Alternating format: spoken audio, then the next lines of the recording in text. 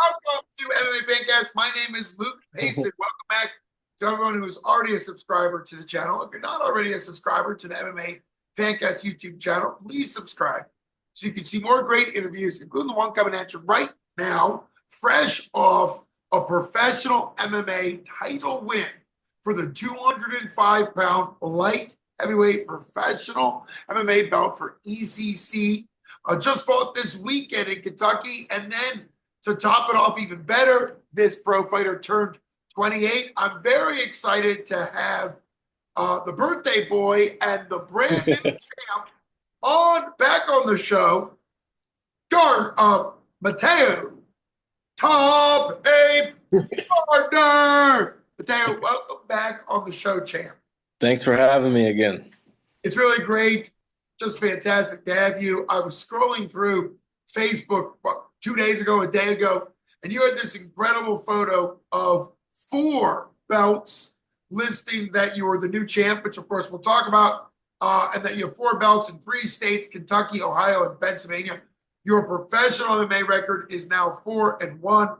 You were coming off a bit of a unexpected injury layoff, but a 4-1 record just to be 28 now. Before we get into the details of the fight, how do you think, like career-wise, I feel like you're in a great spot with the 4-1 record and to be a pro champ. How do you think you are as far as kind of just turning 28? How are you taking stock of things in your life?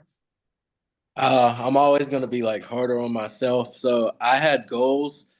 I remember when I first started doing MMA, like I wanted to go pro by the time I was 25, and I wanted to be in the UFC by the time I was 27.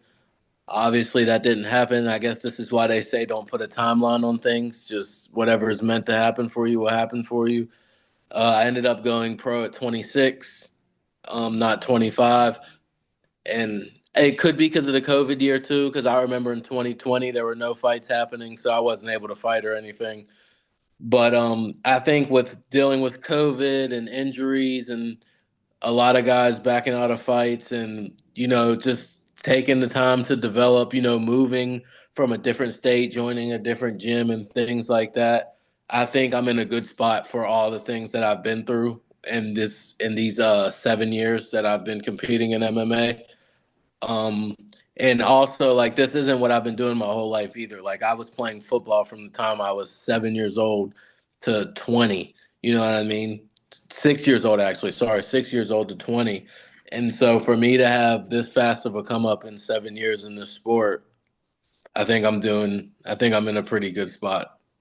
Absolutely, champ. And it's good at times, particularly with your birthday, to kind of reflect and be aware that maybe you're not exactly where you want to be, but also give yourself credit for really being an impressive fighter. I've gotten to sit cage side at some of your 247 fights, and now, of course, you won the belt for ECC. In many ways, I feel like coming off an injury, you won in the most impressive way, which is a 5-round decision. Some people might disagree with me, but I think coming off an injury to be able to put in that much time in the cage against another pro for a belt really kind of is maybe 2 or 3 fights in one, right? You get a lot of cage time back in there. Break down, if you can, sort of the swings in the fight. Do you remember anything going on in round 1, round 2? Obviously, 5 rounds, it kind of blurs together, but what do you Yeah. remember as highs and lows from the fight? The striking, I wanted to strike the whole fight. He was a striker. I wanted to strike. Round 1, I came out there, uh, started walking him down immediately. But something about his high guard, it was so tight, like, and I just couldn't land the clean shots I wanted to land. So I started attacking the leg, hit the body a little bit, and he was staying away from me, just circling, doing like the high guard. But I was trying to wrap around it, but I wasn't getting around it. I was trying to punch through it. I wasn't punching through it. I was like, wow, this is weird. So I clinched him up, started kneeing, throwing some knees in there, and dude was eating like everything. I hit him with front kicks to the face. I hit him with elbows. I hit him with knees, and dude was just not going for it. And I wanted to strike this fight so bad. And then eventually I just took him down, grinded him out the rest of the round. And that's kind of how each round went. Like I was beating him on the feet, but the shots I wanted to land weren't landing. Not to sound like arrogant or cocky, it's almost like he was just trying to survive. He wasn't really trying to fight. It Sure, was like he was just trying to survive and not get hit in his face. I don't know if you've ever trained, I'm pretty sure you have, but if you've ever trained with someone new, they're the hardest people to hit because they're so scared to get hit in the sure. face. It was kind of like that. Like all he was worried about was his face, and he wasn't trying to give nothing back. Like he wasn't trying to exchange or open up or anything. The only thing he ever did was kick my leg. He wasn't trying to really do anything else besides protect his face. That was like the number one thing. So it was hard for me to get those shots off. Even when I would go to the body, he wasn't falling for it. He was still just. So it was hard for me to get those shots off that I wanted and uh, get the knockout that I wanted. I could have looked for it too much too and didn't let it come to me, and that's probably why I didn't get it. But I wanted an impressive win coming back from surgery, and I think I did okay. Like I was happy my cardio held up for 5 rounds because I didn't even train 5 minutes in this camp. I trained 3 minute, lots of 3 minutes and 2 minute goes, and they were like sprints. Right. My coach didn't want me doing 5 minutes because he wanted me to be healthy. He didn't want my body taking too much wear and tear. So for me to have the cardio that I did for 5 minutes, I was happy with it. Only time I trained 5 minutes in this fight was when I hit pads. That's the only time. Wow. And I actually didn't know that there were, um, that there were promotions out there doing 5.5s because that's for a championship fight. That's what the UFC now does. But if people remember for 15 years, all the UFC champions, Randy Couture, all the great ones, even now towards the end, he had to do 25 minutes, but a lot of George St. Pierre, my favorite UFC fighter, a lot of his fights were 15 minutes for belts. And some fighters, I know Demetrius Mighty Mouse Johnson said this later. Some fighters will say that the training for 5 minute rounds is what really hurts you. So it sounds like you did really smart stuff. You got a great group around you. Some people might disagree, but it worked for you. I'd agree that you can't allow the training to be worse, physically on you than the fight itself. So you did the type of training that works for you. Obviously, you're a multi-sport athlete. You've done football at a high level. We're both now. I don't know. I'm coaching Division III college track. It's not the highest level, but it's fun to coach. And I know because we had to push this interview back, you were just coaching track. So we'll jump off of the fight for a second. What level are you coaching in track, and what event? What event area in track are you coaching? And what do you think about coaching track also connects into fighting for you?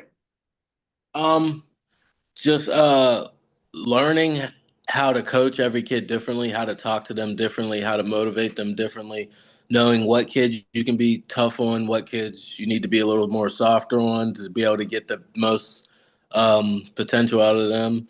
I coach track at the YMCA where I live, so it's any ages from like 6 to 17, and then I also coach track in middle school. I coach middle school track as well, and so that's seventh and sixth, seventh, eighth grade, and then that's just the highest level right now that I'm coaching at. I got some football job offers too, but with fighting, I don't know how serious I'll be able to take that right now. So um, I guess it just helps me with track because I mean it helps me with fighting because just the discipline and helping others. I believe when you bless others, blessings will come back to you. So I Sure. want to give I want to give back and do what people have done for me. So that's how I believe it helps me because I feel like once you do good deeds, good comes back around. And I really enjoy what I do. Like I have fun with the kids and stuff. I'm not just doing it for money and things like that. I like training. I like training. I like athletic things. I like doing athletic stuff. So Well, I think that makes perfect sense, Coach. You're a professional MMA champ, but at the same time, I would say that the hardest level to coach, as far as developmental, is middle school, without a doubt. The skill level can be there, but there's a lot of hormones, there's a lot of adjustment, life adjustment stuff. We all remember middle school. And I think what's cool about, and I'm a mental health counselor in my day job, but I think what's cool for you as a professional fighter is the mindset of a coach to be able to deal with teenagers and middle schoolers makes you kind of more disciplined in your fighting, because there's a part of us, every human, we could be 60 years old, and there's a part of us that still wants to be a dramatic teenager, right? There's a part of us that still wants to overreact and assume Yeah. and throw a fit and stuff like that. So I think when you've been able to coach, like you were saying, in a really good way to middle schoolers, and I think middle schoolers are awesome. But I think it helps you be more coachable, because the more you coach middle schoolers and elementary school, the more you're willing to take coaching from other people, because you've had to spend all this time, kind of building that rapport. So just congrats to Right. you as a coach. I've often said on this show, having been a coach for MMA, having been a coach for track on and off for 20 years, that coaching is its own sport. There's work you have to do. There's strategy. People might not know it, but you just mentioned it. There's different game plans. And so coaching is its own sport. But getting back to the fight, I think the way you broke down the fight makes a lot of sense. One-on-one sports, whether they be tennis or in this case fighting, or really any one-on-one sport, you've got to give, and you got to deal with what the opponent is giving you, right? You have to make work with the opponent. Hats off to him to having a unexpected game plan, right? Like, and I am not saying this to be an insult to him. Some people do play more to kind of not lose than to win, right? It seems like he was playing more defensive game, and it probably developed your skill a little bit to be able to adjust to that, which is awesome. I also trained for 3 people since November for this camp. So, I mean, me and Dylan Rank, he's the heavyweight. We were supposed to main event that card and fight for the heavyweight championship, but he had to get an MRI, so blessings to him. Hopefully he's okay. And then I was supposed to fight another guy named Maurice or something like that. And then he pulled out because I guess I don't know the reason why he pulled out, but hopefully it's a good reason, and I hope everything's okay with him too. And so I didn't get this dude until the last 3 weeks. They were like, "Hey, it's at 205." I was like 223 at the time. Like, I'm coming off surgery, I'm a little heavy, but I'm glad I took the fight because I got my weight down and everything that I needed to do. But like I said, I trained for this guy. I trained for 3 people in this camp, so I kind of had the same mentality for everybody: go out there and go through them and beat them. So, I mean, no excuses, but it is what it is. For me to be able to throw hard shots like that the whole time and stand and grapple, and I'm happy with the only thing I'm happy about with the fight is where my cardio was Oh for yeah, five, because that was my first 5 rounder. So 5 minutes. A 25-minute fight it's definitely more exhausting than a full football game. I know I used to be a football player, but there's a lot more breaks. If you're playing only one half, if you're only playing offense or defense, and it's explosive like football, but on and on and on and on and on. And even wrestling, the grinding in wrestling, they'll do 4 or 5, maybe 6 matches in a day, which is the incredible grind of a wrestler. But you're doing that length of time in one go. 25-minute fights is a very impressive thing for you. Now, you're obviously, as a coach, we didn't even get to say this. One advantage of a coach, now that you're a coach and also an athlete, you kind of have that dual balance. One thing as a coach is you're always looking at development. I think one thing that athletes can lose sight of is understanding the development arc, right? Because when you're an athlete, you're very much now, right? I want it all now.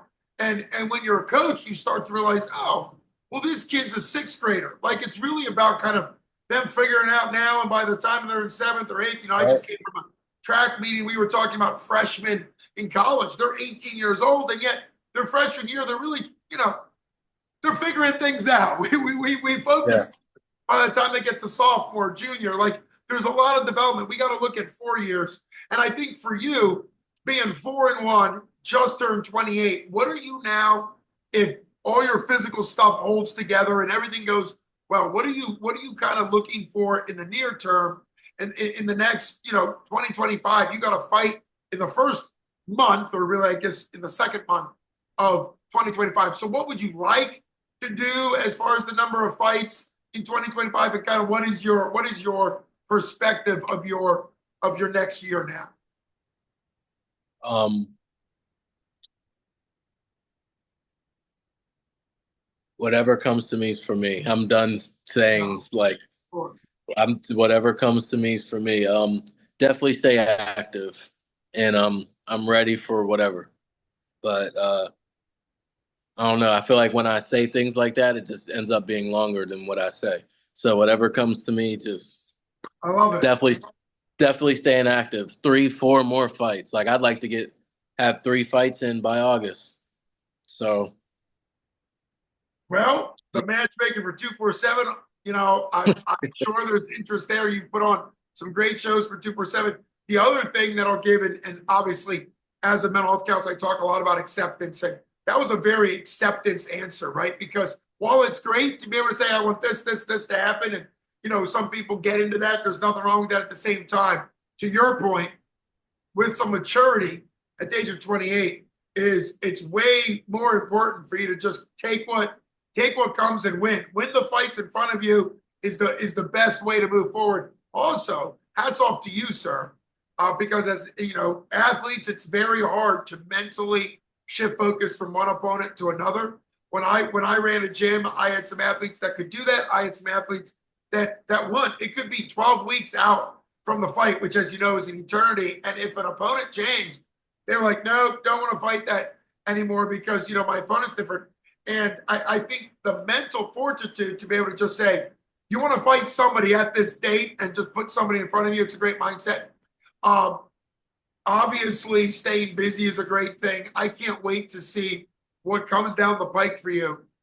For what you put on Facebook, what do you think it gives for you to be able to literally travel to Ohio, travel to Pennsylvania, Kentucky, be willing, because I think that is a skill, a mental skill, to be able to take the show on the road and embrace that. You can't wait for wanting it only in your hometown. So what's your mindset on being a road warrior in the best possible way?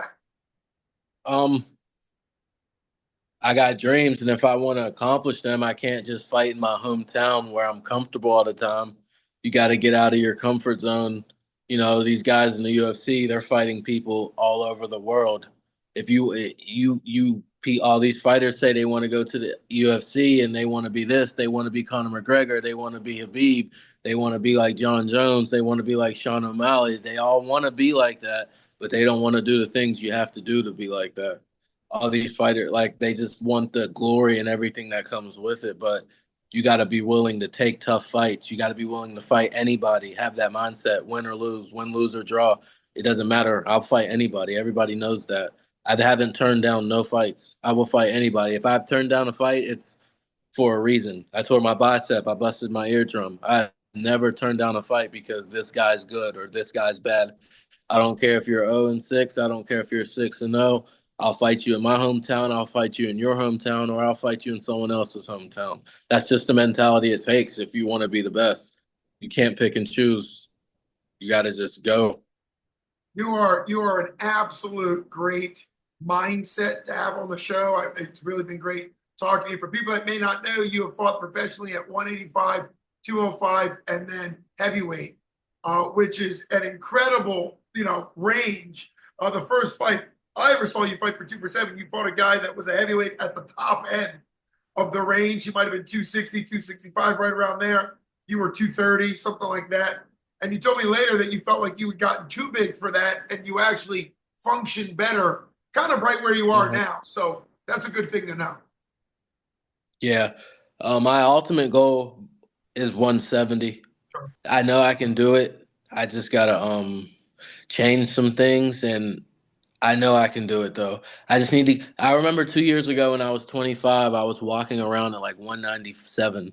If I can get my walk around weight 3 to 4 pounds less than that, like 193, 192, 194, in that range, I know I can make this cut to 70.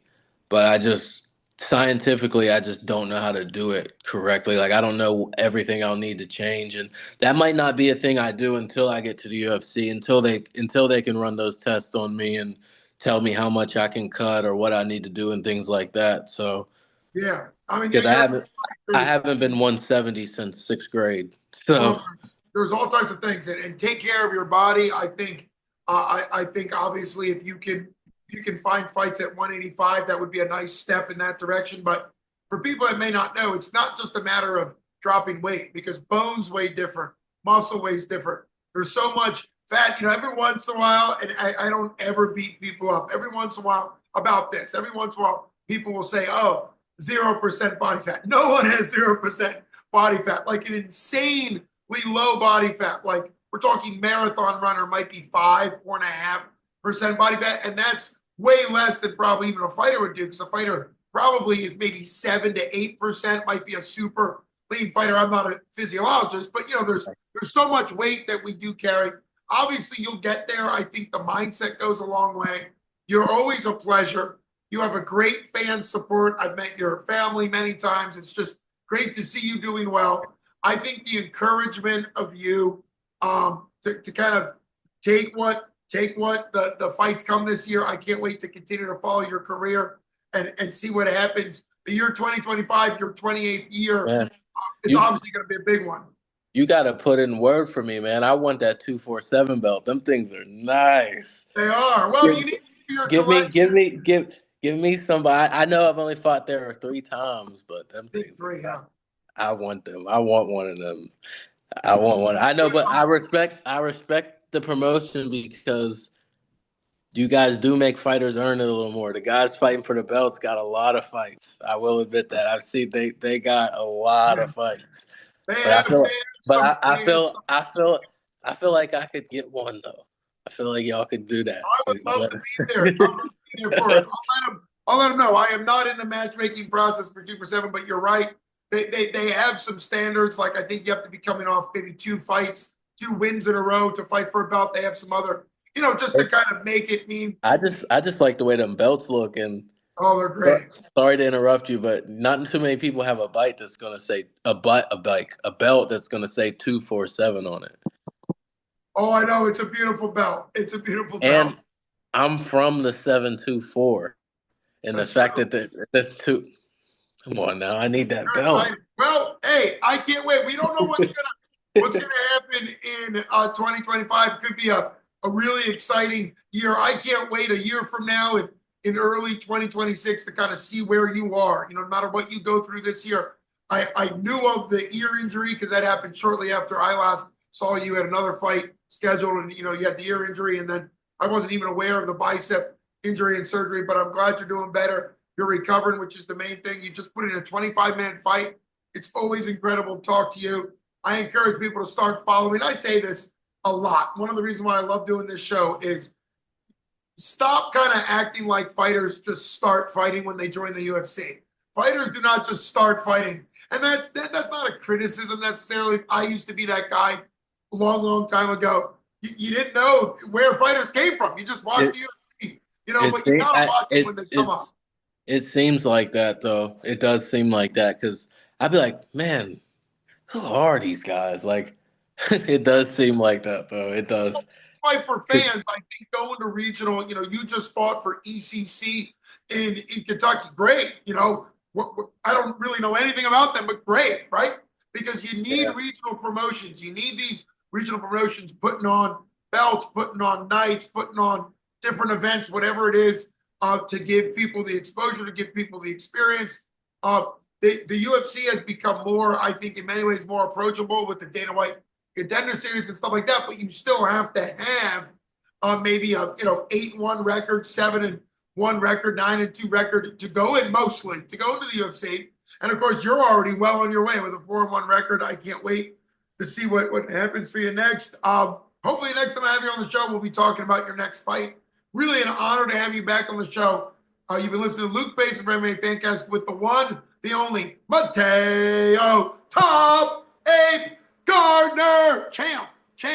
The ECC, I blew it. The ECC light heavyweight pro champion of the world. Thanks so much for coming on the show. Thank you for having me. You got it, brother. You take care.